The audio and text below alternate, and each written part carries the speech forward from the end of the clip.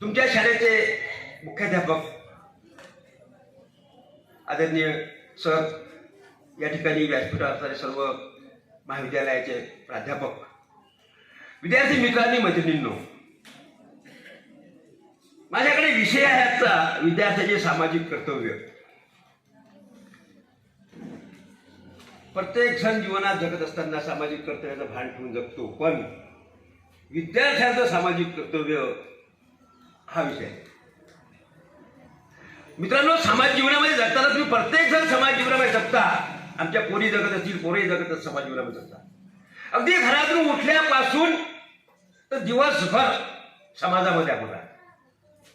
आणि या समाजामध्ये राहताना मग मित्र, परिवार, नातं गोत, संबंध, गावचे संबंध, काही गावातले ज्येष्ठ श्रेष्ठ लोक असतात त्यांचे संबंध, हे सर्व संबंध म्हणजे समाजकार्य किंवा सामाजिक भान. आणि हे सामाजिक भान ठेवताना आता तुम्ही खरं म्हणजे मी सरांना विचारलं की म्हणजे 12वीच्या आतले मुलं इथं बसलेले आहेत, नाही तर 12वी पासूनच्या पोरांना जरा वेगळं भान सांगावं लागते. तुम्हाला ते सांगायचं काम पडणार नाही. आपण जगतो कसं, वागतो कसं, राहतो कसं, खातो कसं, कुठं खातो, कुठं पितो, त्यावेळेस आपल्याला कोण पाहते. आणि ते पाहिल्यानंतर आपण त्यांच्या समोर जेव्हा असं काही बोलत असू, वागत असू, तर आपल्यामध्ये काय त्याच्या दुष्परिणाम होतात किंवा आपल्या प्रती जे काय पुढे मग नंतर त्याच्या फलश्रुत्या होतात, हे अनेकांच्या जीवनामध्ये झालेलं आहे. महाविद्यालयामध्ये किंवा यांच्या जगत असताना विद्यार्थी तुम्ही सामाजिक भान, यासाठी मी म्हणतो सामाजिक भानाचा विषय जर केला तर या ठिकाणून, शाळेतून, घरून निघल्यापासून रस्त्याने येताना सुद्धा एक भान ठेवावं लागते. गाडीचं भान ठेवावं लागते, वाहतुकीचं भान ठेवावं लागते, प्रवासाचं भान ठेवावं लागते. कोणाची मोटरसायकल येते, एखादा तो अनट्रेन असते, आपण बरोबर आपल्या रस्त्याला चालत असलो तरी तो त्याच्या पद्धतीनं चालवते आणि कुठून येते आणि आपल्याला उडून टाकते. आणि मग नंतर मोठा हाहाकार होते की बाबा शाळेत काही विद्यार्थ्यांना तुळवलं, बळवलं, उडवलं, आणि मग त्यामध्ये सामाजिक स्वास्थ्य बिघडते. महाविद्यालयाचं असेल, गावाचं असेल, विद्यार्थ्याचं असेल, शिक्षकांचं असेल, संस्थेचं असेल, ते सामाजिक स्वास्थ्य बिघडते. हे सर्व करताना आपल्याला निघल्यापासून तर शाळेत येईपर्यंत आणि इथून जाताना सुद्धा या संस्थेचा मान सन्मान तुम्हाला ठेवावा लागते. नाही तर मग निघल्यानंतर, कारण मी सुद्धा तुमच्यासारखा विद्यार्थी होतो, तुमची शाळा अगदी गावापासून हितभर अंतरावर आहे, आमची हातभर अंतरावर होती एकलाऱ्याला. 35 वर्षापूर्वी याच रस्त्याला मी जात होतो तेव्हा हा रस्ता डांबर नव्हता, गोट्या खळग्याचा होता. मोटरसायकल तर आमच्या बापाने पाहिली नव्हती. सायकल ज्याच्याजवळ आहे तो माझ्या वाटली फार श्रीमंत माणूस. आणि अशा वेळेस मॅट्रिक पर्यंत शिकायला वडिलांनी 7वा वर्ग गावात असताना 8वा 9वा 10वा वर्ग एकलाऱ्याला होता. आणि तिथं शिकायला जायचं म्हणजे मग आता आपल्याला सायकल भेटेल, सायकल असली पाहिजे, बाकीच्या पोरांवर सायकल होत्या. मग ते सायकल भेटता त्यावेळेस आमच्याकडे तुमच्यासारखी फुल पॅन्ट वगैरे नव्हते, हाफ पॅन्टच असायचे. आणि मग आम्ही जेव्हा घरी आग्रह करायचं की बाबा सायकल पाहिजे, याला भेटली त्याला भेटली, आम्हाला द्या. ते म्हणजे अरे तू सध्या मी चड्डीवर असताय, म्हणजे हाफ चड्डी, हाफ पॅन्ट. त्यामुळे फुल पॅन्ट होईपर्यंत आम्हाला सायकल सुद्धा भेटत नव्हती. पण काही वेळेस जेव्हा आग्रह घरी आम्ही करायचो तेव्हा मग पॅन्टही भेटायला, सायकलही भेटायची. आणि मग ते सायकल चालवत रस्त्याने जात असताना इतकी वाहतूक नव्हती, एवढे प्रवासी नव्हते, एवढे गावं मोठे झाले नव्हते. हे या ठिकाणी तुम्ही आहात, हा तर ऍक्च्युअली एक चांगला मळा होता. या इथं जे विहीर आहे, या विहिरीला भदभद धबधबा लागला. कारण कधी कधी आमच्या वेळेस म्हणजे 35 वर्ष अगोदर विहिरीमध्ये बोरिंग करणाऱ्या काही यंत्रणा आल्या होत्या. आणि नद्यांना तेव्हा खूप पूर राहायचे. आणि या विहिरीला, आणि या गावातली विहीर आहे गायवाड्यातली, या विहिरीला एकदम ते बोर करता 7-8 फूट बोल केल्यानंतर एकदम धबधबा लागला. तर हे पाहायला अख्खं गाव, तालुका, की या ठिकाणी मग एवढं पाणी लागलं. आणि हा संपूर्ण 15-20 एकराचा मळा हा केळीचा मळा होता.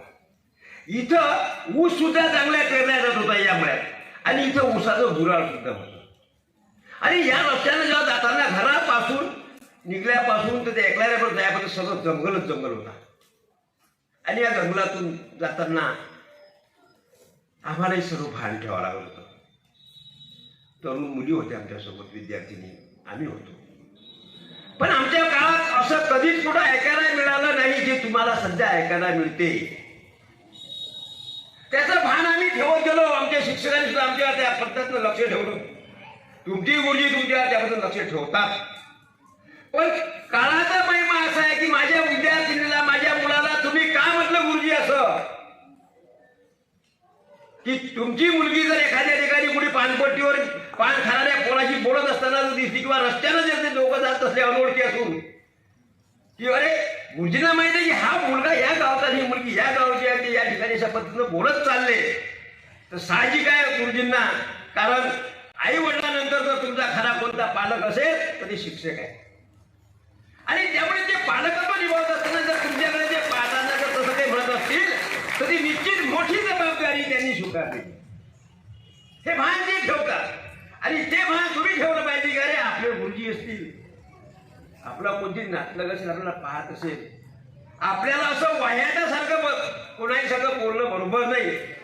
आपल्या आई वडिलांवर जे काही संस्कार असतो त्यांनी आपल्या संस्कार टाकले किंवा आपलं नाव लवकी जे आई वडिलाचं आहे तेही कुणी कमी नाही झालं पाहिजे याचं भान हे विद्यार्थ्यांनी तसे ठेवलं पाहिजे.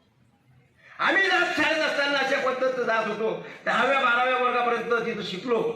12वी नंतर मग गाव बदलावं लागलं, तालुका बदलावा लागला. पण आता तुम्हाला काहीच बदलायचं काम नाही. या गावात एवढ्या शिक्षणाच्या सुविधा आल्या की सर्व तिथं काही आहे. एक मेडिकल आणि लॉ कॉलेज वगळता संपूर्ण यंत्रणा या तालुक्यामध्ये आलेली असताना तुमच्या शिक्षणाच्या सुद्धा संधी खूप तुम्हाला मोठे असताना तुमचं एकच भान असलं पाहिजे की या ठिकाणी जे कोणत्या डिग्रीपर्यंत मोठं कॉलेज असेल, मग ते कुशला इंग्लिशची संस्था असो, नागेश्वर महाराज विद्यालयात शिक्षण असेल तिथपर्यंत या गावातल्या सर्वात मोठ्या शैक्षणिक संस्थेतला सर्वात मोठा विद्यार्थी, चांगल्यातला चांगला विद्यार्थी आम्ही कसे हो.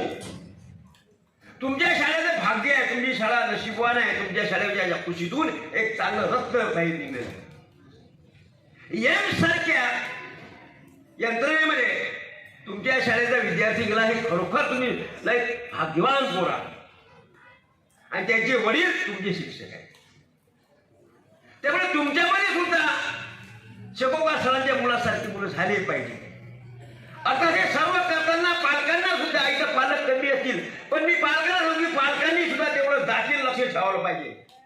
मुलगा शाळेत टाकला, शाळेत वर्ग गुरुजी शिकवतात, होमवर्क देतात, घरी आल्याला मी ते पाहत नाही तो काय करते, किती वाजता घरी येते, क्रिकेट खेळायला जाते की दुसरं काही खेळायला जाते, रात्री उशिरा का घरी येते, येताना तो कसा येते, कोणती गाडी चालवते, त्याला एवढ्या लवकर गाडीची गरज आहे का, पेट्रोल किती वापरते, पॉकेट मनी किती खर्च करते, याचं भान पालक ठेवत नाही. त्याच्यामुळे मग तेरे नाम की फौज तयार होते. तेरे नाम बऱ्याच मुलांना आपण म्हणत होतो तेरे नाम आहे रे, असं तेरे नाम नाही व्हायला पाहिजे. आपके नाम हमारे नाम व्हायला पाहिजे. आणि त्याच्यातून चांगला विद्यार्थी घडला तर निश्चितच संस्थेचं नाव लौकिक मोठं होईल, गावाचं नाव लौकिक मोठं होईल. आम्हाला अभिमान वाटते सरांच्या मुलाबद्दल की या ठिकाणी शेकोबा सरांच्या संपूर्ण पिढीमध्ये किंवा त्यांच्या त्या कुटुंबात एक सुशिक्षित कुटुंब आहे. त्या कुटुंबात सर्वात मोठा आदर्श सरांच्या मुलांनी ठेवला. आणि तसेच आदर्श तुमच्यामध्ये घडावेत, विद्यार्थिनीमधून घडाव्यात, मुलांमधून घडावेत, असंच आजच्या प्रसंगी मला सांगावं वाटते. पत्रकारिता क्षेत्रामध्ये काम करत असताना विविध गेल्या कित्येक वर्षापासून काम करतो, यूट्यूबमध्ये काम करतो. बरेच मुलं माझ्या यूट्यूबला पाहतात. माझं मत नावाचं एक सदर चालवतो आणि साक्षीदार आठवड्याचं या नावाचं वृत्तपत्र आपलं होतं. करोना काळामध्ये ते बंद झालं आणि करोना काळात बंद झाल्यानंतर आपण यूट्यूब क्षेत्रामध्ये आलो आणि त्यानंतर या क्षेत्रामध्ये असताना तुम्हा सर्वांचे सहकार्य मिळत गेलं. यातूनच आपलं माझा पत्रकारिता क्षेत्र वाढत गेलं आणि आज तुम्ही आम्हाला इथं बोलावलं, सन्मान केला, मला त्या योग्यतेचं समजलं. याबद्दल मी तुमचं सर्वांचं, तुमच्या सरांचं मनापासून आभार मानतो आणि 2 शब्द संबोधन करतो.